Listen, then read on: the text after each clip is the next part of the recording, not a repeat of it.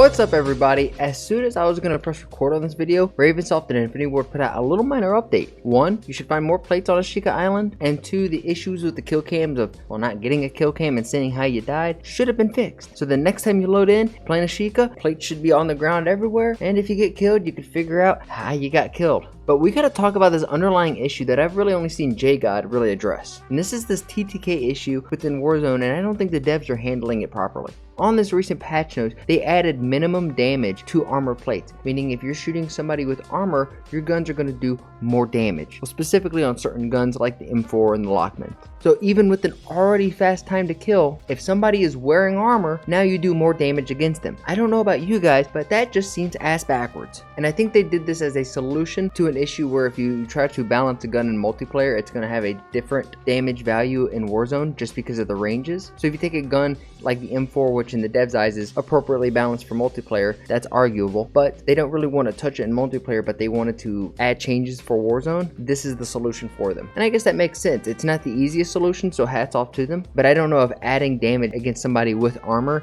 is the best approach. And I think the community agrees. We just want a little bump in health. Just add 50 base health to us. Leave the armor the same, but just add 50 base to our flesh. And as JGuy kind of points out in his video, and I didn't even think about this, that it's putting a band-aid on the issue, but not really solving the problem. That if we really wanted to solve the problem, what we would do is find the gun with the most average time to kill. And I mean the most average time to kill. If you had 20 guns, 1 was a stud and 20 was a dunce, you want to find the one right in the middle, right at 10. And everything above that 10th rank gun, you want to kind of nerf it and bring it down so it kind of falls in line with the same time to kill as this, middle of the ball ground gun. And then vice versa, anything below that, you kind of want to give it some buffs, get it stronger so that it can compete with some of these other guns. And that means you'd have to do this for every class: ARs, LMGs, battle rifles, marksman rifles, sniper rifles, pistols, all of that. And that would be the best solution for it, but it's also crazy the amount of guns that they would have to try to balance. So that workload may not be actually feasible because there just might not be enough developer resources for that. And now we could talk about, there's definitely enough devs for it, but we don't know about the resources and the amount of support the dev teams actually get. Because it seems like Infinity Ward is putting a choke collar on Ravensoft, on Treyarch, and saying, no,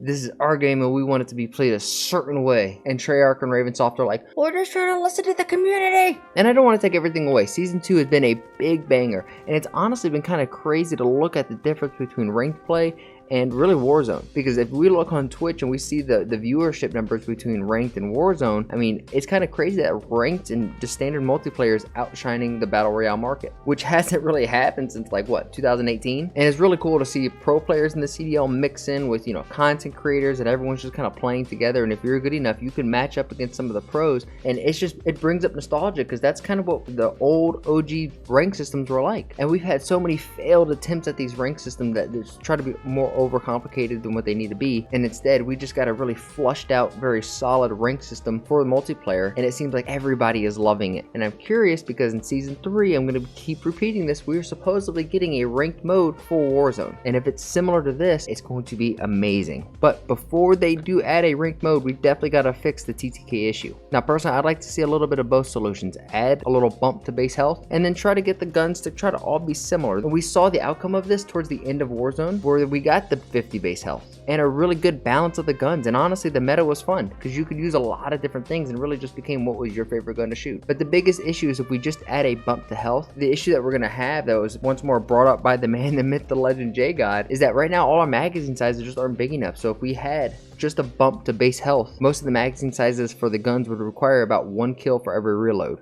Which, I'm not gonna lie to you, when I first hear that, I don't know if that's necessarily a bad thing. It would definitely change the pace of the game and make it slower, and it's already a slow game, but with all these new updates and the quality of life changes, the base speed of the gameplay, the gameplay loop has just been bumped up a little bit. I think it's a little faster. I mean, if we were on a lawnmower and we had the turtle to the rabbit mode, I think we're not on turtle anymore, but we're not on rabbit, we're somewhere in that middle zone. God, that shows the Hispanic in me for making a lawn care analogy for video games. But I know I have a very skewed and biased look on this because I am somebody who likes being competitive, and I'm just a competitive person by nature. So what do you guys think about this? How would you wave a magic wand and fix the TTK issue? Leave a comment, leave a sentence, leave a paragraph down below. I'm genuinely interested. And I've also been seeing some of these things on Twitter where it's like people who are really talented on Photoshop will make these concept operators for Call of Duty. And I mean, will you just look at these? First, we have this dude that looks like the Prowler from freaking Spider-Man, and out of all the ones that we're going to look like, I think this is the one that actually could be added to the game. And I mean, I love this. And for whoever makes these, I wish I could find them, because this is just the saved image from a repost of a repost of a repost. But whoever is the original artist out of this is just super talented. Then we go to the Nick Merckx one. It's so sad because it would have been nice to see Call of Duty add like a Spartan operator, a Spartan-like bundle. And I mean, you pair this up with a content creator of like Nick Merckx, whose logo is a literal Spartan. It would have been just really good timing to capture all of that while he was playing Warzone.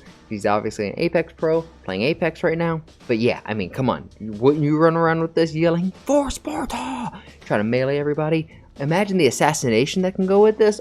Ugh! Now we go to the orcs. Now, it would be kind of cool because, I mean, Call of Duty is owned by Activision, which is a partner company with Blizzard, which owns World of Warcraft. So, I mean, theoretically, they could do a crossover and it would work. And the more I think about it, the more I want it, the more I need it, the more I gotta have it. And then lastly, we got Kevin Hart's Bunny from Hood right over here as an operator trying to sneak into Warzone.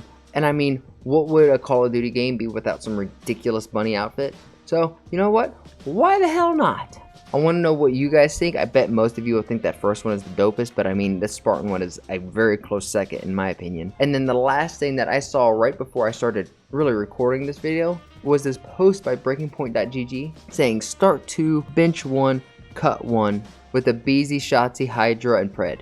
And I have to say, I'm starting a Beezy and Hydra, especially since they've already won a major. I'm benching Shotzi, and I'm sorry, Pred, but I'm cutting you. Mostly just to save you from Seattle Surge, that way you can go ahead and go to Optic next year. Whoa, whoa, whoa, who said that? Who said that? Who said that? I don't know who's talking about breaking contracts and shit. But that's where we're gonna wrap up today's video. Let me know what you guys think about the TTK issue, future operators that could potentially come to the item shop. What kind of inspiration, what kind of themes do you like? Because right now, this Japanese anime theme season that we got, I'm totally on board with. And if you guys are new here, my name is Elliot. I go over all of the gaming leaks, news, rumors, and updates. So if that's something you're into, spread that love on the like and subscribe button. At 500 subscribers, I'm giving away a copy of Modern Warfare 2. If we get this video to 20 likes, I'll buy the battle pass for one of you beautiful bastards. You can help me reach this goal by sharing this video with a friend. That way they stay in the loop and you helped out your friendly neighborhood content creator. As a thank you, here's a picture of my doggo Annie. She's my buddy, she's my pal, she's my sweet little girl who challenges you. Try to make somebody laugh today. I'll catch you guys in the next one.